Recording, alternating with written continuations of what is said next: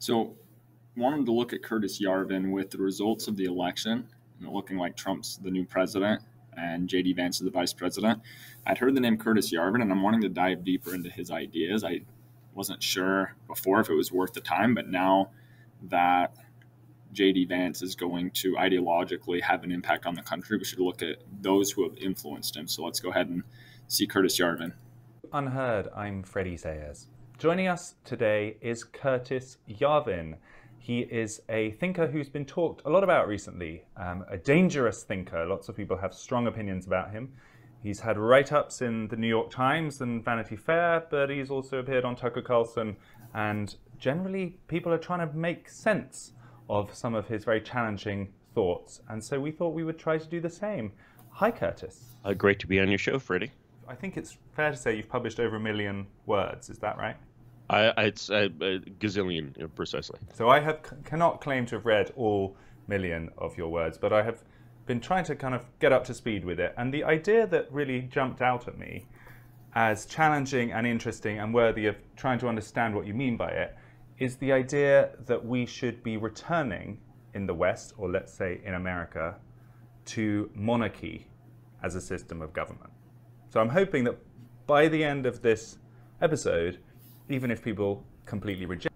Real quick, wanted to point out a lot of Americans, if you were to do a poll, if they had this as basically like a ballot initiative where Americans were voting directly on if they wanted the country to go toward a monarchy, like there'd be very few that would say yes, but Trump won, and people aren't understanding some of the people that back Trump, some of the people that are going to be in his ear, that they might want the U.S. moving toward a monarchy. Reject it or don't agree with it, they will at least understand what you mean and what your thinking is.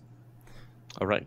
So let's start from the beginning and tell us, what's wrong with the democracy system we have going at the moment.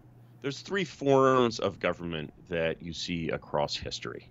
And the 3 forms are monarchy, oligarchy, and democracy. Aristotle describes these originally, monarchy being the rule of one, oligarchy being the rule of a few, and democracy being the rule of many.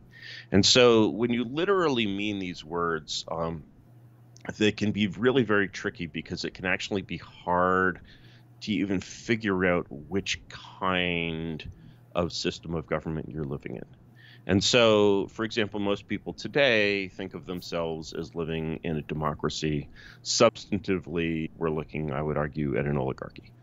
And, but most people who would say, oh, we're living in some kind of an oligarchy, generally they'll point to So those that don't know, oligarchy, that's rule of the wealthy.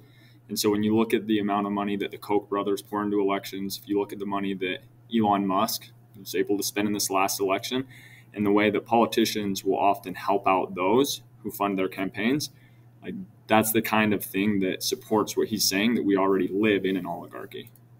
Big business or some sort of classical kind of abstract scapegoat in a way, don't really have a good definition of what that oligarchy is. I would describe the oligarchy in the U.S. today as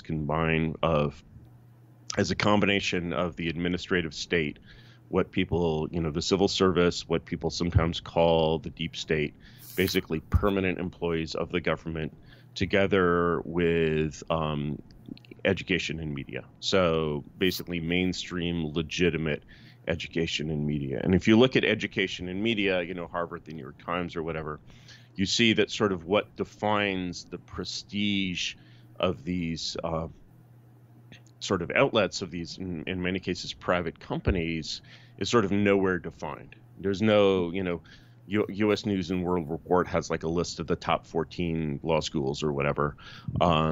What makes that list, right? It hasn't changed in, I believe, a generation, right? And yet none of these things is mentioned in the Constitution as a written document, but they are very, very important to how power works in the United States today and in the world. So I noticed you don't mention big business in that context, or the tech powers. Why is that not on your list? Because the influence of those over the world outside them is much smaller than the influence of the world outside them over them. So basically, when you look at, for example, the sort of censorship that takes place on social media today, this is something that in fact Silicon Valley resisted for many years, but it was basically forced into it by continuous media pressure. Moreover, what companies like Meta are discovering is that even when you give into this pressure, it doesn't reduce. The sort of, power doesn't really take yes for an answer. They always want more. The number of Facebook has done many, many things that the press has asked them to do over the last 5 years. This has not decreased the number of negative stories about Facebook or Meta in the press. Right. So in fact, it sort of attracts more because basically people see that they can make an impact on Facebook. So within basically the current power structure, what you're seeing is that actually business and also the military, which people also sort of blame, is very, very much cowed and very, very much subordinate to these other powers. Right. And so him not emphasizing businesses as having like more power than the media and universities, that's kind of an interesting idea. I don't know if he's arguing potentially because he thinks that universities are shaping the culture more than some of these businesses, but a large business can have an enormous amount of power as they're able to fund political campaigns, as they're able to go after unions, as they're able to essentially scare people that people will like lose their home or that their kids will be impacted if they don't follow what the corporation is saying. So basically, in the sort of conflict between Facebook and Harvard, like Harvard, Facebook doesn't investigate Harvard. Harvard investigates Facebook, right? Or so, Elon Musk did this really sacrilegious thing recently on Twitter where, he's like, wow, all these nonprofit organizations are like, with like nice acronym names that are not actually part of the government are like criticizing Facebook. Like Facebook is heavily criticized by like people who matter. And Elon is like, who are these people? Who's funding them? Why do they matter? Right. And these are sorts of, sort of the ritual of not asking these questions and not asking why these organizations tend to agree with each other so frequently really is like the question of like not asking about the oligarchy that you actually have.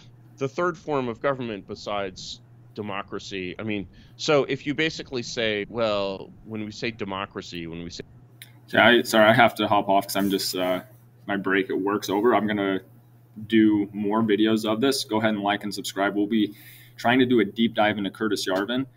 His ideas now at this point that Trump's won, they might have a pretty big impact on the United States and on the rest of the world as the U.S. policy, like U.S. policy that's coming out, what's happening with U.S. politics, that impacts countries throughout the world. So again, like, subscribe. We'll be going deep into Curtis Yarvin and really trying to learn more about his ideas and his philosophy.